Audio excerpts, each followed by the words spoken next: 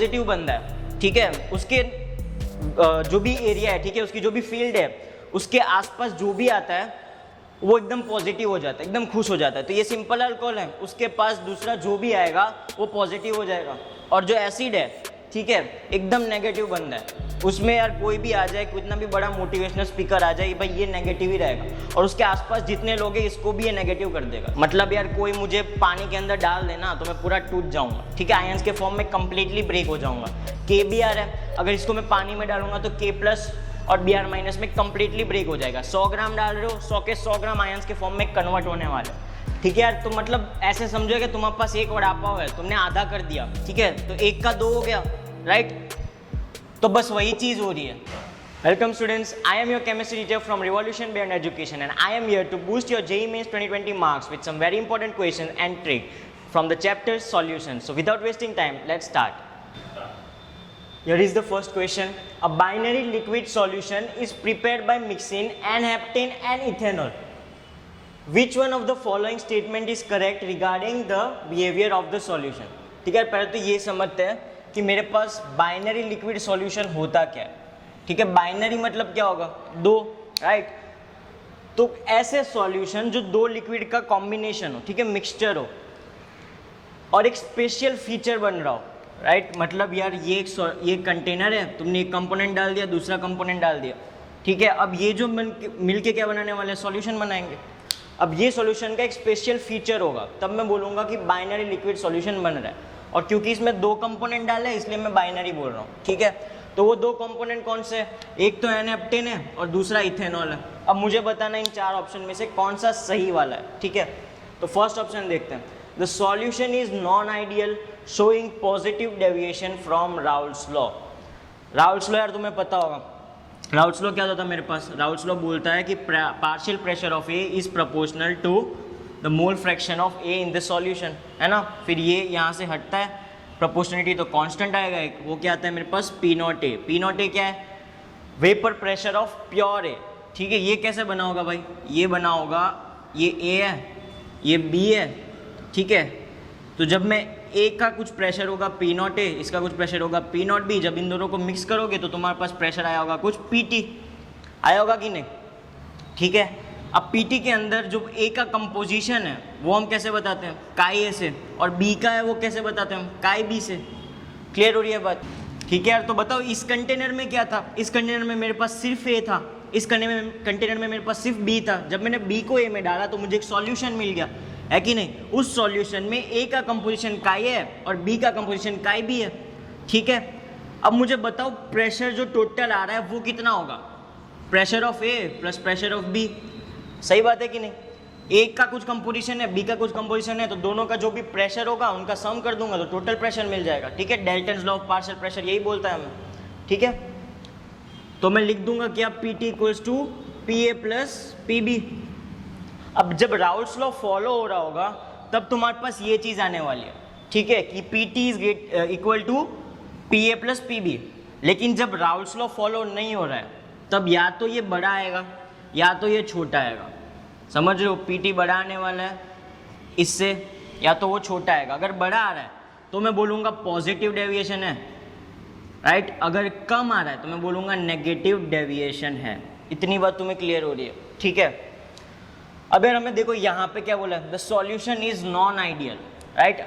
अब बताओ आइडियल और नॉन आइडियल के लिए तुम्हें कैसे पता चलेगा, हमें रटने पड़ेंगे, ठीक है। लेकिन रटने से अच्छा है एक ट्रिक बताता हूँ, ठीक है। अगर मैं सॉल्यूशन में डालता हूँ N-heptane और N-hexane, राइट। अब लास्ट में देखो यार बोलने में सेम लग रहे हैं, N-heptane N-hexane, समझ रहे हो। तो जो बोलने में सेम लगते हैं ना उसके बहुत ही हाई चांस होते हैं कि वो आइडियल सॉल्यूशन बना रहे होंगे, ठीक है। यहीं पे मैं ले लूँ N-heptane एंड इथेनॉल, ठीक है, जो इस क्वेश्चन में दिया हुआ है। तो यार यहाँ पे तो एन बोल रहा हूँ मैं, हेप्टेन, यहाँ पे इथेनॉल, अलग अलग लग रहा है बोलने में, है कि नहीं। तो यार इसके चांसेस है कि ये आइडियल नॉन आइडियल सॉल्यूशन होगा, ठीक है। तो यहाँ पर ये क्या है भाई, यहाँ पे जो सॉल्यूशन बनेगा जब मैं N-heptane और इथेनॉल डालूंगा तो मुझे मिलने वाला ये नॉन आइडियल सॉल्यूशन, इतनी बात तुम्हें क्लियर हो रही है। अब नॉन आइडियल में फिर से दो टाइप बनते हैं, एक तो आता है भाई पॉजिटिव डेविएशन, एक आता है नेगेटिव डेविएशन। जब भी आइडियल होगा तब ये वाली कंडीशन होगी PT equals to PA plus BB, लेकिन जब भी नॉन आइडियल होगा तब या तो PT ग्रेटर देन हो जाएगा PA प्लस PB से, या तो लेस देन हो जाएगा। ग्रेटर देन हुआ तो पॉजिटिव, लेस देन हुआ तो नेगेटिव डेविएशन। अब मुझे निकालने में पॉजिटिव डेविएशन होगा या तो नेगेटिव डेविएशन होगा, ठीक है। अब आइडियल सॉल्यूशन तो नहीं है, right, the solution formed is an ideal solution, तो ये बात तो गलत हो गई है कि नहीं। बचे 3 ऑप्शन।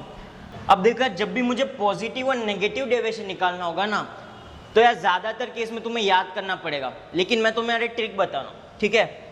अगर मेरे पास सिंपल अल्कोहल्स है, सिंपल मतलब अल्काइल वाले, स्ट्रेट चेन या तो ब्रांच्ड वाले, ठीक है, एरोमेटिक की बात नहीं कर रहा हूँ। तो अगर मेरे पास सिंपल अल्कोहल्स हैं, जैसे कि इथेनॉल हो गया, या तो फिर प्रोपेनॉल हो गया, ब्यूटेनॉल हो गया, तो यार जब भी सिंपल अल्कोहल्स होंगे और दूसरा कोई भी कंपोनेंट हो, ठीक है, जो तुम 2 कंपोनेंट मिक्स कर रहे हो उसमें से एक कंपोनेंट मैं ले रहा हूँ सिंपल अल्कोहल, ठीक है, और दूसरा यार कोई भी हो, मुझे फर्क नहीं पड़ता है, ठीक है, तो दूसरा कोई भी हो, ठीक है, दूसरा कोई भी हो और ये सिंपल अल्कोहल, तो जब भी ऐसा होगा ना तब क्या आने वाला है भाई, तब आएगा हमेशा पॉजिटिव डेविएशन। ये बात क्लियर हो रही है तुम्हें। तो सिंपल अल्कोहल हमारी हिंट है कि जब भी सिंपल अल्कोहल हो, दूसरा चाहे कोई भी हो, वो हमेशा पॉजिटिव डेविएशन होने वाला है, ठीक है।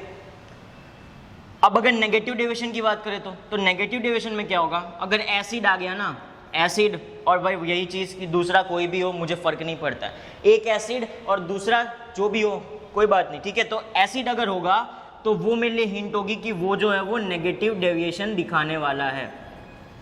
ये बात क्लियर हुई हमें, ठीक है। तो ये यार एकदम इसको ऐसे समझो कि यार अल्कोहल है ना एकदम पॉजिटिव बंदा है, ठीक है, उसके जो भी एरिया है, ठीक है, उसकी जो भी फील्ड है, उसके आसपास जो भी आता है वो एकदम पॉजिटिव हो जाता है, एकदम खुश हो जाता है। तो ये सिंपल अल्कोहल है, उसके पास दूसरा जो भी आएगा वो पॉजिटिव हो जाएगा, और जो एसिड है, ठीक है, एकदम नेगेटिव बंदा है, उसमें यार कोई भी आ जाए, कितना भी बड़ा मोटिवेशनल स्पीकर आ जाए, भाई ये नेगेटिव ही रहेगा, और उसके आसपास जितने लोग हैं इसको भी ये नेगेटिव कर देगा, ठीक है। तो यार ऐसे याद रख सकते हो तुम, ठीक है। इतनी बात क्लियर हो रही है।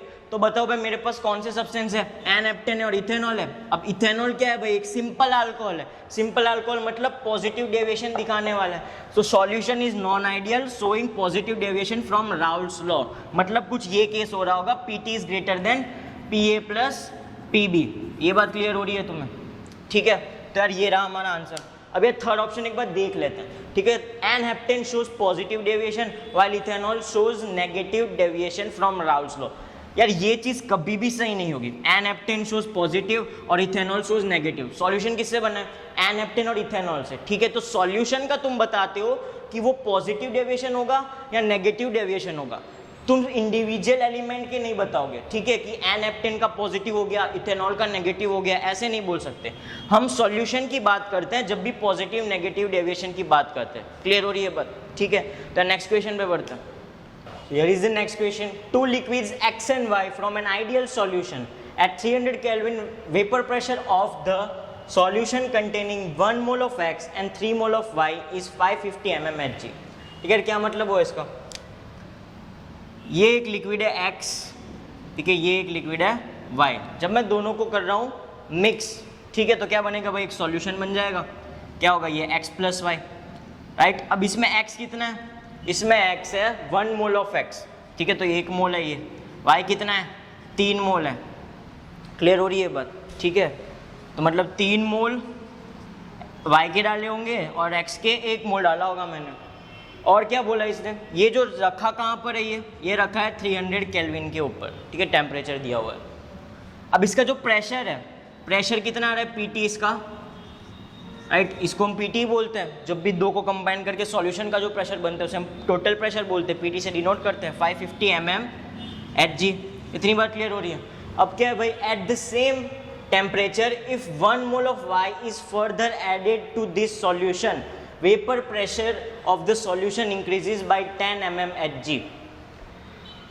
अब देखो यार यहाँ पर क्या था, X का 1 मोल, Y का 3 मोल। अब ये क्या कर रहा है, इसी सॉल्यूशन के अंदर, ठीक है, इसी सॉल्यूशन के अंदर Y का 1 और मोल ऐड कर रहा है, मतलब X के तो 1 ही मोल है, लेकिन Y के कितने मोल हो गए, 4 मोल।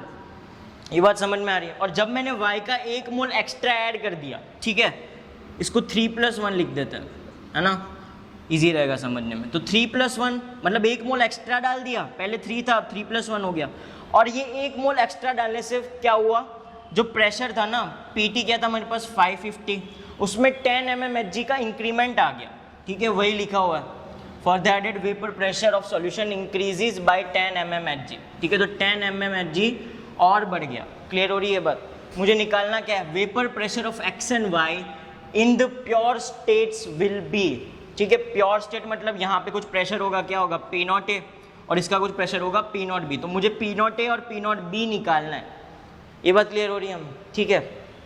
तो बताओ यार कैसे निकालेंगे, क्या तो बताओ PT क्या होगा।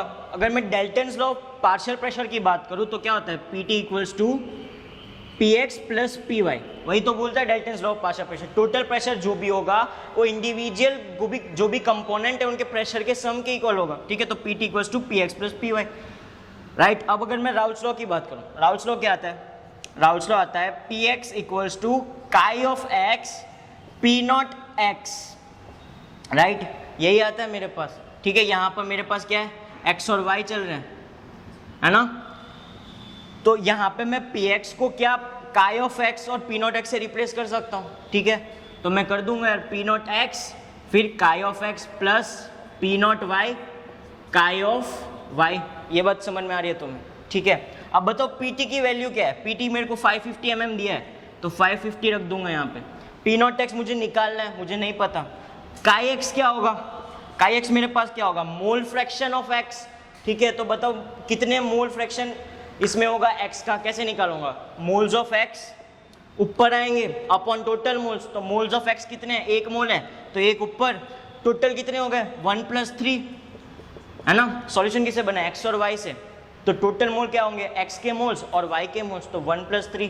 तो यार काई x क्या आ जाएगा मेरे पास, काई x आ जाएगा 1/4, है ना, वो मैं इसमें रिप्लेस कर देता हूँ, तो 550 तो चल ही रहा है, यहाँ पे क्या जाएगा P0x 1/4 प्लस P0y। अब बताओ काई y क्या आएगा, काई y क्या होगा, y के मोल्स अपॉन टोटल मोल्स, तो y के मोल्स कितने हैं 3, तो काई y क्या होगा मेरे पास 3 ऊपर और नीचे टोटल मोल्स 1 + 3, तो 3/4 आ गया, तो 3/4 को मैं यहाँ पे रिप्लेस कर दूंगा 3/4, ठीक है। अब मैं क्या कर रहा हूँ यार, 4 को है ना इस साइड भेज देता हूँ, ठीक है, 4 को मैंने भेज दिया लेफ्ट हैंड साइड, तो इंटू 4, और ये हो गई मेरे पास इक्वेशन 1, ठीक है।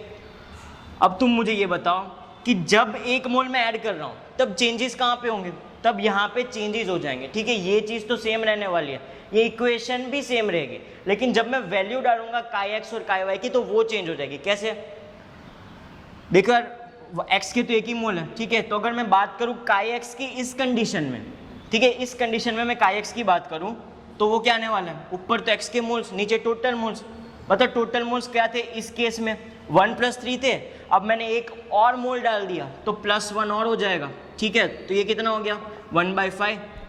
यहीं पे काई y की बात करो तो काई y होगा 1 + 1 + 3 + 1, यहाँ पे हो जाएगा 4, है ना, क्योंकि y के हमारे पास अब कितने मोल हो गए 4 हो गए, ठीक है। तो बताओ ये क्या आ जाएगा, ये आ जाएगा 4/5।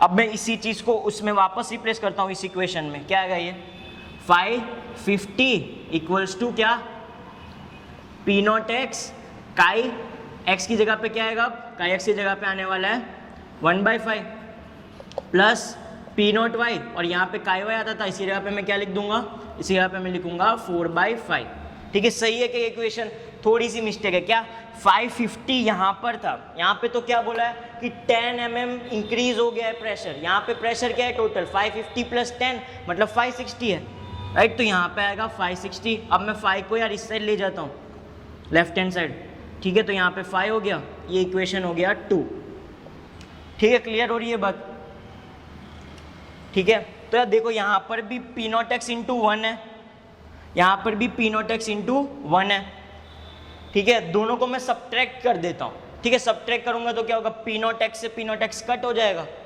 ठीक है, बचेगा क्या, बचेगा यार कुछ -600 इज इक्वल्स टू -P0y, ठीक है, सॉल्व करके देख लेना यार, यही आने वाला है। तो P0y मेरे पास क्या आ जाएगा, P0y मेरे पास आएगा 600, ये बात क्लियर हो रही है हमें, ठीक है। अब तुम मुझे ये बताओ यार, इस इक्वेशन को मैं इसमें भी डाल सकता हूँ, इसमें भी डाल सकता हूँ, किन्हीं दो इक्वेशन में अगर मैं डाल दूंगा, ठीक है, किसी में भी, तो मेरे पास P0x आ जाएगा 400 के इक्वल। ठीक है, करके देख लेना। तो हमारा आंसर क्या होगा, बी हो जाएगा। ठीक है, क्योंकि पहले क्या पूछा है, ऑफ x, तो x का क्या है हमारे पास 400, ठीक है, और y का क्या है 600, तो ये आ गया हमारा आंसर। क्लियर हो रही है बात? ठीक है यार, नेक्स्ट क्वेश्चन पे बढ़ते हैं। यार here is the next question, consider separate solution of 0.500 molar C2H5OH, 0.00 molar Mg3PO4 twice, 0.250 molar KBr and 0.125 molar Na3PO4 at 25 degree Celsius. ठीक है, तो 4 सॉल्यूशन दे रखे हैं, सबके कॉन्सेंट्रेशन अलग अलग है, right, at 25 degree Celsius. Which statement is true about the solution assuming all salts to be strong electrolytes. ठीक है, तो यार फर्स्ट ऑप्शन क्या है, they all have the same osmotic pressure. ठीक है, सब में मुझे ऑस्मोटिक प्रेशर निकालना है। हाँ, osmotic pressure, osmotic pressure, osmotic pressure. तो यार ऑस्मोटिक प्रेशर का तुम्हें फॉर्मूला याद होगा, किससे डिनोट करते हैं, पाई से, पाई इक्वल्स टू CRT। यही आता है क्या, ये आता है, लेकिन इसमें थोड़ा करेक्शन किया था हमने। ठीक है, क्या आता है, आई आ जाता है आगे। आई क्या है, आई है वेंट ऑफ फैक्टर। ओके, तो तुम्हें निकालना है कि किसका ऑस्मोटिक प्रेशर ज्यादा होने वाला है और किसका कम होगा, या तो तुम्हें निकालना है कि सबका सेम आने वाला है। ठीक है, तो अभी हम निकालेंगे। बताओ आई कैसे निकालते हैं यार, आई कैसे निकालते हैं, मेरे पास कौन कौन से सब्सटेंस है, C2H5OH है, फिर क्या है Mg3PO4 ट्वाइस है, उसके बाद क्या है मेरे पास KBr है, फिर Na3PO4 है। अब यार अगर क्वेश्चन में मुझे क्या दिया हुआ है, टू बी स्ट्रॉन्ग इलेक्ट्रोलाइट, मुझे एज्यूम करके चलना है कि ये जितने भी है सारे स्ट्रॉन्ग इलेक्ट्रोलाइट की तरह बिहेव कर रहे हैं। ठीक है, मतलब क्या है भाई, स्ट्रॉन्ग इलेक्ट्रोलाइट जब भी वो बोलेगा क्वेश्चन में, इसका मतलब है कि अल्फा है 100%। ठीक है, ऐसा एज्यूम करेंगे हम कि अल्फा जो है वो 100% है। ठीक है, होता नहीं है, 99.999 कुछ होता है, लेकिन नियर अबाउट 100। ठीक है, क्या मतलब हुआ, अल्फा अगर 100% अगर मैं मान के चलता हूँ तो मतलब यार कोई मुझे पानी के अंदर डाल देना तो मैं पूरा टूट जाऊंगा। ठीक है, आयंस के फॉर्म में कंप्लीटली ब्रेक हो जाऊंगा। KBr है, अगर इसको मैं पानी में डालूंगा तो K+ और Br- में कंप्लीटली ब्रेक हो जाएगा। 100 ग्राम डाल रहे हो, 100 के 100 ग्राम आयंस के फॉर्म में कन्वर्ट होने वाले। ठीक है, अल्फा अगर 100% है तभी ये बात हो रही होगी। मान लो यार अल्फा 50% है तो KBr तुमने 100 ग्राम डाला, 50 ग्राम के आयंस बन गए, लेकिन 50 ग्राम वैसा के वैसा ही रहा। ठीक है, समझो यार ये बात। तो बताओ तो मुझे KBr का कितना आएगा अगर अल्फा 100% मान रहा हूँ। ठीक है, मतलब क्या होगा, KBr अगर मैं पानी में डाल रहा हूँ, अल्फा 100% है, मतलब पूरी तरह से डिसोशिएट हो जाएगा। अगर पूरी तरह से डिसोशिएट हो रहा है तो बताओ KBr किस में ब्रेक होगा, K+ Br- में, है ना। तो कितने आयंस बन रहे हैं, एक कैटायन एक आयन, टोटल कितने, 2। ठीक है, तो इसके लिए KBr के लिए आई क्या आया मेरा, 2 आया। इतनी बात क्लियर हो रही है तुम्हें, ये इसका क्या हो जाएगा, आई। अब वही बात Na3PO4 की करूँ तो बताओ, इसको मैं पानी में डालूंगा तो क्या बनेगा, 3 Na+ बन जाएंगे और PO4 3 - 1 बनने वाला है। टोटल कितना हो गया, 3 + 1 क्या हो गया, 4। तो 4 मेरे पास क्या आया, आई Na3PO4 के लिए। अब Mg3PO4 की बात करें तो 3 Mg2+ और PO4 3 - कितने आ जाएंगे, 2, कितने हो गए ये, 5 हो गया। 5 क्या है इसका, आई। अब C2H5OH, अब कोई बोलेंगे यार कार्बन 2 हाइड्रोजन 6 निकलेंगे, ऑक्सीजन 1 निकलेगा, है ना। ऐसा नहीं होता है, ये ऑर्गेनिक कंपाउंड है। ठीक है, ये सारे इनऑर्गेनिक है, इसलिए यार ये आयंस के फॉर्म में ब्रेक हो रहे हैं। जितने भी ऑर्गेनिक कंपाउंड्स होंगे वो कभी भी ब्रेक नहीं होंगे। ये हो गया इथेनॉल, हो गया यूरिया, हो गया प्रोपेनॉल, ब्यूटेनॉल, फिनॉल। ठीक है, वो सब कभी भी ब्रेक नहीं होंगे। Organic compound never breaks into ions. ठीक है, तो ये इसका वेंट ऑफ फैक्टर हमेशा 1 के इक्वल होगा। जितने भी ऑर्गेनिक कंपाउंड्स है सबका वेंट ऑफ फैक्टर 1 के इक्वल होगा। ठीक है, तो यार बारी बारी से रखता हूँ इसके अंदर। बताओ क्या होगा, पाई of C2H5OH, went of factor क्या आ गया, 1। कॉन्सेंट्रेशन क्या है मुझे दिया हुआ, C2H5OH का कॉन्सेंट्रेशन है 0.500, राइट। तो यहाँ पे रख दूंगा 0.500। R और T सब में सेम ही आने वाले हैं। ठीक है, इसमें भी मैं ये इक्वेशन लगाऊंगा तो R और T तो सबके लिए सेम है। ठीक है, आइडेंटिकल कंडीशन है सबके लिए। अब अगर पाई में Mg3PO4 की बात करूँ तो Mg3PO4 ट्वाइस, इसके लिए क्या आ गया, आई क्या था मेरे पास 5 और कॉन्सेंट्रेशन कितना दिया उसका 0.100, ठीक है, R और T तो चल ही रहा है, ठीक है। तो बताओ पाई ऑफ KBr क्या आएगा, पाई ऑफ KBr आ जाएगा, क्या है था वेंट ऑफ फैक्टर उसके लिए 2, तो 2 इंटू कॉन्सेंट्रेशन क्या है, कॉन्सेंट्रेशन है 0.250, ठीक है, तो 0.250 और RT तो मेरे पास चल ही रहा है, ठीक है। अब बताओ पाई ऑफ लास्ट में क्या है Na3PO4, क्या आएगा ये आएगा मेरे पास वेंट ऑफ फैक्टर था 4 के इक्वल और कॉन्सेंट्रेशन है 0.125, ठीक है, और RT मेरे पास चल ही रहा है। अब यार इसको देखो क्या आएगा ये 0.500, अब इसको मैं मल्टीप्लाई कर दूँ क्या आएगा 0.500, यहाँ पे 0.500, यहाँ पर भी 0.500, RT सब में कॉमन है, ठीक है, सेम ही वैल्यू आने वाली है। तो ये और ये सब के सब सेम है, तो मेरा फर्स्ट ऑप्शन सही हो जाएगा, दे all have the same osmotic pressure. ये बात क्लियर हो रही है, ठीक है, तो मुझे आगे देखने की जरूरत ही नहीं है। और इसके ऊपर एक नोट लिखवाता हूँ, वो नोट लिख लो। ये तो नोट में क्या लिखना है, 2 कॉलम बना दो, डिसोसिएशन और एसोसिएशन। अब पिछले क्वेश्चन में क्या था, पिछले क्वेश्चन में हमारे पास अल्फा जो था वो था 100%। इन केस, ठीक है, जेई में यार 100% वाला अल्फा के बहुत कम चांस होते हैं। मान लो यार कुछ 60% अल्फा दे दिया, या फिर तुम्हें अल्फा दिया ही नहीं है और तुम्हें बोला है कि बताओ अल्फा कितना आएगा ये ढूंढ के बताओ, ठीक है, तुम्हें दे दिया वेंट ऑफ फैक्टर, आई की वैल्यू कुछ दे दी, मान लो 5 दे दिए, ठीक है, तो तुम्हें अल्फा निकालना है, कैसे निकालोगे, या तो फिर तुम्हें अल्फा निकाल के आई निकालना है, ठीक है, ये कैसे निकालोगे, राइट। अगर अल्फा की वैल्यू 60% है तो तुम्हें बोला है कि आई निकालो, ठीक है, तो उसके लिए यार 2 केस बनते, एक तो डिसोसिएशन और एसोसिएशन। अब डिसोसिएशन मतलब क्या यार, ये पूरा एक साथ था और अलग हो गए, ठीक है, तो इसे डिसोसिएशन बोलते हैं, ठीक है यार। तो मतलब ऐसे समझो कि तुम्हारे पास एक वड़ा पाव है, तुमने आधा कर दिया, ठीक है, तो 1 का 2 हो गया, राइट। तो बस वही चीज़ हो रही है, ठीक है, जैसे तुम्हारे पास पिछले क्वेश्चन में क्या था, KBr था, है ना, लेकिन तुमने जब इसको पानी में डाला होगा तब क्या होगा, इसको वड़ा पाव मान लो, ठीक है, लेकिन जब तुमने पानी में डाला होगा तो ये आधा आधा ब्रेक हो गया, ठीक है, तो 1 का 2 पीस मिल गए तुम्हें, समझ रहे हो। तो बस वही चीज़ यहाँ पे हो रही है, इसको बोलेंगे डिसोसिएशन, ठीक है। तो यार इनिशियल कॉन्सेंट्रेशन मैंने इसका मान लिया 1, इसका 0, ठीक है, बस वही चीज़ हो रही है, एक का इनिशियल 1 मान लिया, इसका 0 मान लिया, राइट। अब मैं मान रहा हूँ कि कुछ अल्फा % कम हो गया। अल्फा होता क्या है, मैंने पिछले में बात की थी यार, क्या कि अगर अल्फा 100% है मतलब ये कंप्लीटली टूट गया होगा, ठीक है, वरना यार तुम वड़ा पाव को ऐसे तोड़ो तो पूरा नहीं टूटा होगा, ठीक है, थोड़े से पार्टिकल्स अभी भी KBr के फॉर्म में होंगे, थोड़े से पूरे आयन के फॉर्म में डिसोशिएट हो गए होंगे। अगर अल्फा 100% नहीं है तो, अगर 100 है तो या जो भी तुम्हारे पास सब्सटेंस था वो कंप्लीटली आयन के फॉर्म में सारे ही ब्रेक हो गए होंगे, ठीक है यार, समझ लो। तो मैंने क्या बोला भाई, कुछ अल्फा % कम हो गया है, ठीक है, अल्फा % कम हो गया, तो अल्फा % गेन किया होगा सामने प्रोडक्ट में, ठीक है यार। मतलब यार तुम खेल रहे हो PUBG और तुम्हारे फ्रेंड ने बोल दिया भाई हॉटस्पॉट दे दे, ठीक है, तो तुम क्या करोगे, तुम्हारे पास जो नेट था उससे हॉटस्पॉट तो तुम दे दोगे, है ना, तुम्हारा नेट कम हो रहा है, मतलब ठीक है, तुम्हारा नेट जो भी डेली जो यूजेज होता है उससे कम हो रहा है, लेकिन सामने वाले को फ़ायदा हो रहा है, ठीक है, वो प्लस में जा रहा है, तुम नेगेटिव में जा रहे हो, ठीक है।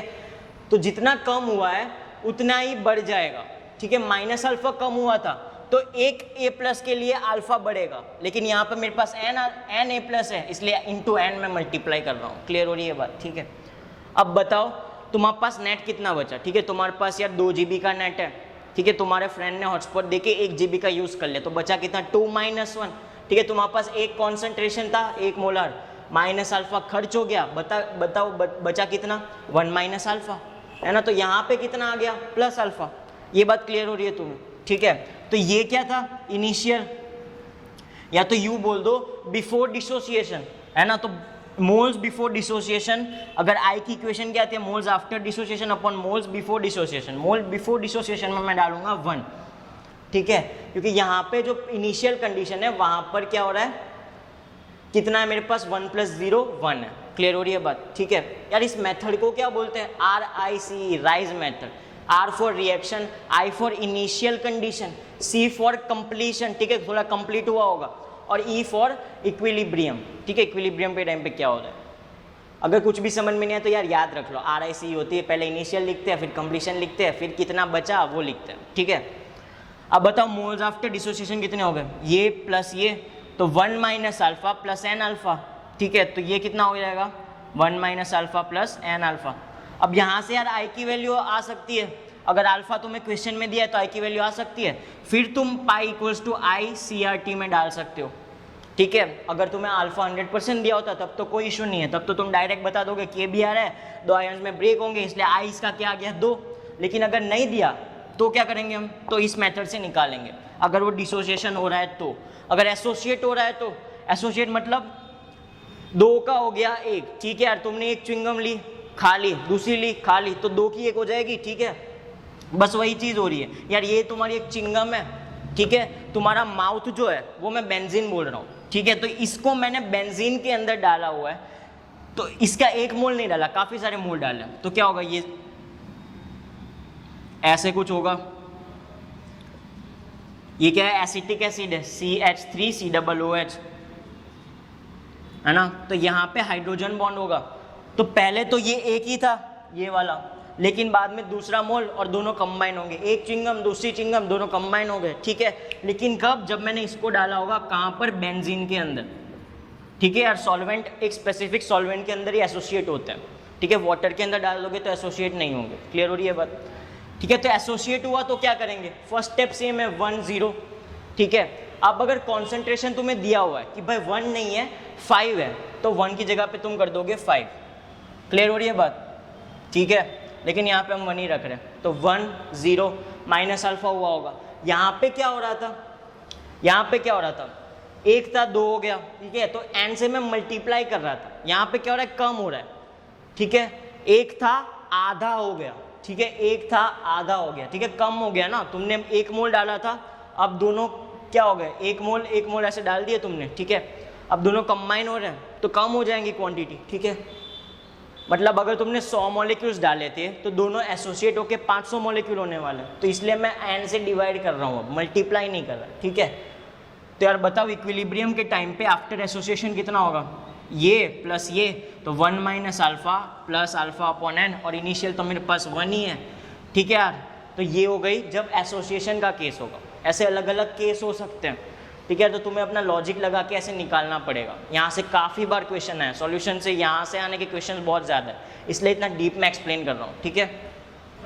Here is the next question. The freezing point of benzene decreases by 0.45 degrees Celsius when 0.2 gram of acetic acid is added to 20 gram of benzene. ठीक है, बेंजीन का जो फ्रीजिंग पॉइंट है वो 0.45 डिग्री सेल्सियस कम हो जाता है जब मैं 0.2 ग्राम एसिटिक एसिड डालता हूँ 20 ग्राम बेंजीन के अंदर। क्लियर है इतनी बात, ठीक है। फिर if acetic acid associates to form a dimer in benzene, percentage association of acetic acid in benzene will be, KF की वैल्यू में दी है, ठीक है। तो मुझे निकालना क्या है, percentage association of acetic acid, मतलब अल्फा की बात हो रही है यहाँ पे, ठीक है। और अल्फा की बात जब भी होंगे तो हमने अभी जो नोट में कॉन्सेप्ट लिखा था वही यूज करना होगा, ठीक है। यहाँ पे एसोसिएशन हो रहा है, बताओ कैसे होगा, CH3COOH एसिटिक एसिड की बात हो रही है, जब ये एसोसिएट हो रहा है तो क्या होगा, CH3COOH, यहाँ पे मैंने डायग्राम बनाया था, CH3COOH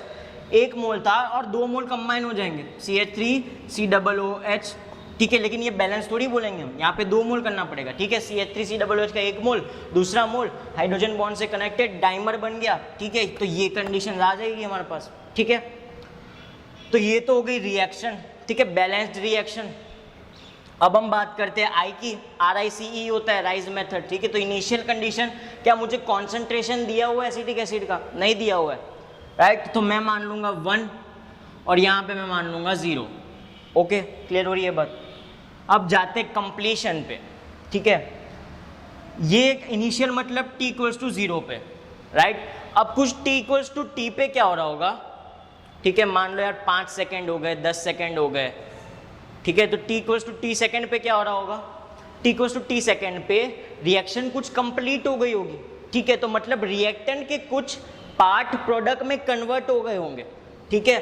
तो 1 था, अब 1 नहीं रहने वाला, कितना होगा, थोड़ा माइनस हो गया होगा, कम हो गया होगा। तो कितना कम हुआ, मैं मान रहा हूँ कुछ माइनस अल्फा, ठीक है। अगर यहाँ पर 5 होता, अगर कॉन्सेंट्रेशन 5 दे दिया होता तो मैं यहाँ पे करता -5 अल्फा, ठीक है। लेकिन यहाँ पर 1 है ना, इसलिए हम क्या करेंगे, यहाँ पे भी क्या हो रहा है 1 इंटू अल्फा हो रहा है, लेकिन यहाँ पे 1 है तो लिखो ना लिखो फर्क नहीं पड़ता। अगर 5 होता तो यहाँ पे 5 कर देना है, ठीक है। तो बताओ यार इस साइड क्या हो रहा होगा, इस साइड क्या होगा, प्लस होगा अल्फा, लेकिन एसोसिएशन हो रहा है ना, इसलिए क्या होंगे, कम हो रहे होंगे। तो कितने हो कम हो गए, जो भी डाइमर बन रहा होगा वहाँ पे जो नंबर होगा उससे डिवाइड कर देना सिंपली, ठीक है। क्लियर हो रही है बात, ठीक है। अब बताओ यार इक्विलिब्रियम के टाइम पे क्या होगा, ठीक है, वही हॉटस्पॉट वाला कॉन्सेप्ट। यार तुमने तो नेट दे दिया, ठीक है, इसलिए तुम्हारा तो नेट कम हो रहा है, राइट। तो बचा कितना, जो जितना टोटल था उतना माइनस जितना कम हो रहा है उतना हो गया इतना, ठीक है। तो 1 माइनस अल्फा, ये बात समझ गए। तो इस साइड कितना बचा होगा भाई, प्लस अल्फा बाई 2, जो कन्वर्ट हो गया वो, राइट। क्लियर हो रही है बात। अब बताओ आई क्या होता है, आई होता है आफ्टर एसोसिएशन अपॉन, ठीक है, moles, after association upon moles before association, right, यही होता है। अब मुझे बताओ मोल्स बिफोर डिसोसिएशन कितने हैं, मतलब ये इनिशियल कंडीशन कितने, 1 + 0 1, तो यहाँ पे तो मैं लिख दूंगा 1। ऊपर क्या आएगा, मोल्स आफ्टर डिसोसिएशन में, इक्विलिब्रियम के टाइम पे क्या है, ठीक है, वो हम देखेंगे। तो ये प्लस ये, ठीक है, प्लस करो 1 minus alpha plus alpha by 2, तो 1 minus alpha plus alpha by 2, बताओ क्या आ जाएगा, ये आ जाएगा 1 माइनस अल्फा बाई 2, और नीचे 1 था, लिखो ना लिखो फर्क नहीं पड़ता। तो ये आ गया हमारा आई। ये बात क्लियर हो रही है हमें, ठीक है। अब मुझे क्या बोला है, the freezing point of benzene decreases bye 0.45 degree Celsius. तो इस इक्वेशन में आई भी अननोन है, अल्फा भी अननोन है, ठीक है।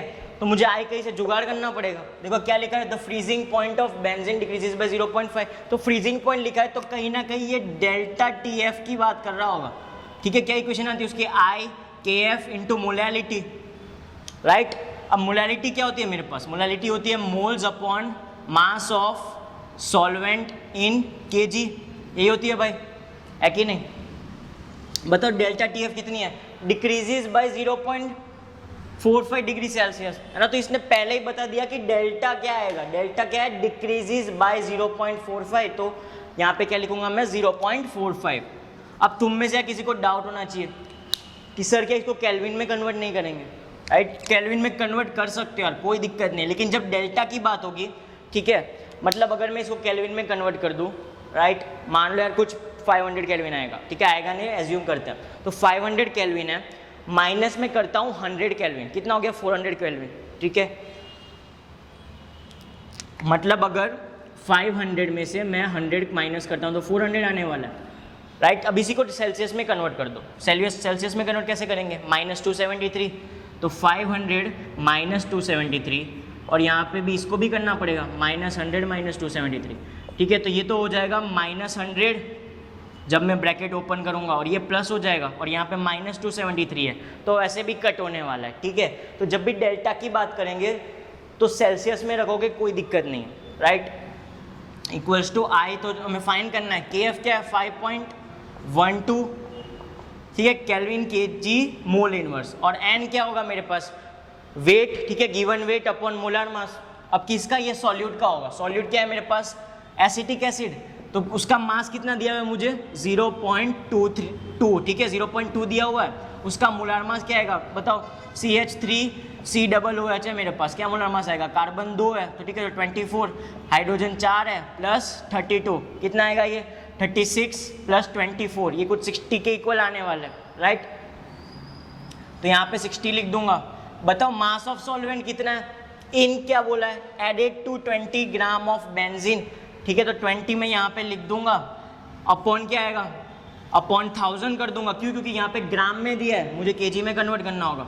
अब जब मैं इसको इस साइड लेके जाता हूँ, राइट, क्या आएगा ये, तब आई की वैल्यू मेरे पास कुछ आ जाएगी 0.527, ठीक है यार, ये कुछ वैल्यू आने वाली है, तुम कैलकुलेट करके देख सकते हो।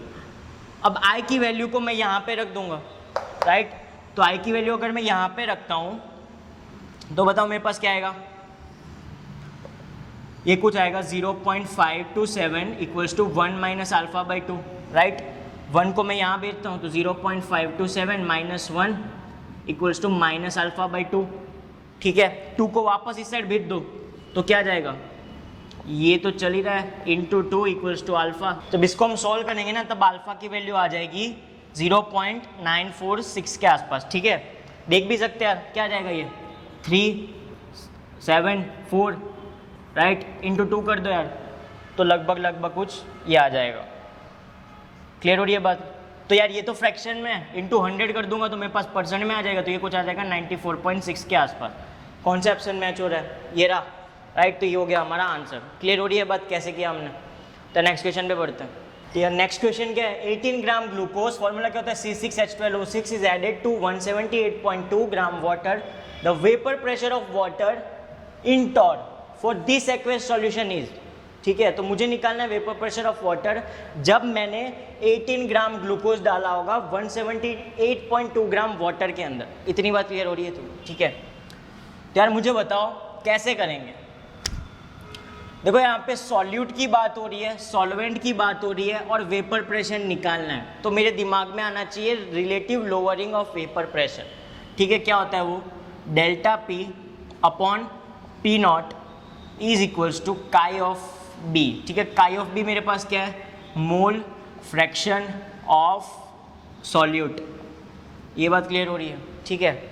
P नॉट क्या है, P नॉट ये रखते हैं ना, P नॉट ये क्या होता है मेरे पास, प्रेशर ऑफ प्योर सॉल्वेंट, ठीक है। अब डेल्टा P क्या है, the lowering of vapour pressure, ठीक है। जब मैं इसको ओपन करूंगा तब मेरे पास आता है P naught A minus P of A upon P naught A, तो चल ही रहा है, इक्वल्स टू काई B। अब मैं P नॉट ए को डिवाइड कर देता हूँ, ठीक है, दोनों में सेपरेटली, तो क्या जाएगा ये कुछ बनेगा P नॉट ए अपॉन P नॉट ए ऐसे, राइट।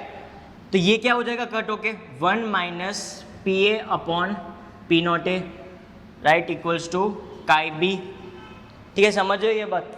अब मैं क्या कर रहा हूँ, ये वाला टर्म को इस साइड ले जाता हूँ और काई B को मैं इस साइड लेके आता हूँ, तो कैसे हो जाएगा ये 1 minus chi B is equals to P A upon P naught A, ठीक है। ये बात समझो यार, इसको अभी के लिए होल्ड पे रखते हैं। मुझे काई B नहीं पता ना, मुझे काई B निकालना पड़ेगा, तो बताओ काई B क्या आएगा, क्या चीज़ होती है काई B। काई B मतलब मोल्स ऑफ B, या तो बोल दो NB upon total moles. Total moles क्या होंगे, Na प्लस NB। A से मेरा मतलब है वाटर और B से मेरा मतलब है ग्लूकोज, ठीक है। सॉल्यूट तो वही है भाई 18 ग्राम, और काई B क्या होता है, मोल फ्रैक्शन ऑफ सॉल्यूट, ठीक है। तो मोल्स ऑफ ग्लूकोज निकालने पड़ेंगे, तो क्या होगा 18 अपॉन 180, ठीक है। ग्लूकोज का अगर मोलार मास निकालोगे तो 180 आने वाला।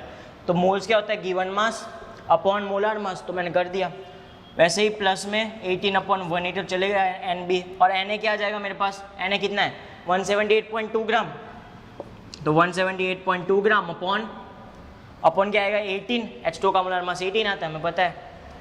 तो यार ये क्या आ गया, ये तो आ गया 0.1 के इक्वल, राइट। ये क्या है काई B 0.1 के इक्वल आ गया, ये भी 0.1, और ये क्या होगा 180 अपॉन 18 होता तो क्या आता, तो 10 आ जाता, तो ये कुछ उससे कम है, तो ये लगभग होगा 9.9 के इक्वल। तो यार नीचे क्या आ गया 1, तो काई B मेरे पास क्या आने वाला है, काई B मेरे पास आएगा 0.1 के इक्वल, ठीक है। तो मैं इसमें रख दूंगा, तो बताओ क्या आ जाएगा, ये आएगा 1 minus 0.1 equals to P A upon P naught ए।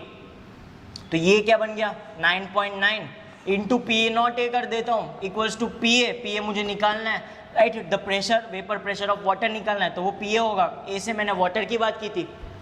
अब मुझे पी नॉट ए दिया नहीं है, राइट। मुझे किस में निकालना है, टॉर में निकालना है, लेकिन मुझे पी नॉट ए दिया नहीं है। तो दिया नहीं है ना, तो मैं एज्यूम कर लूँगा कि कितना है 760